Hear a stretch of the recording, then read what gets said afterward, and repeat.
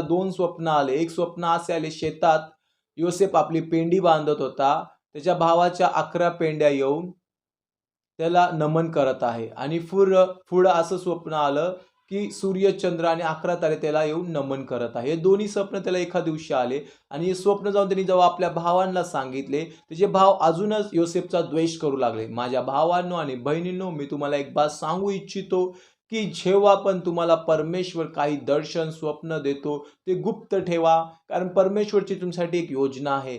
जे तुमचा द्वेष करतात अशांना सांगू नका, कारण त्यांच्याद्वारे शैतान तुमचे दर्शन कधी पूर्ण होऊ देणार नाही.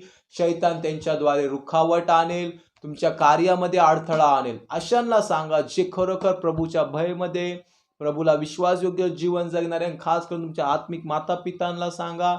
आणि जे विश्वासयोग्य भाऊ, ब्रदर आहेत, बहीण आहेत, अशांना सांगा जे तुमची मदत करतील. अशांना सांगून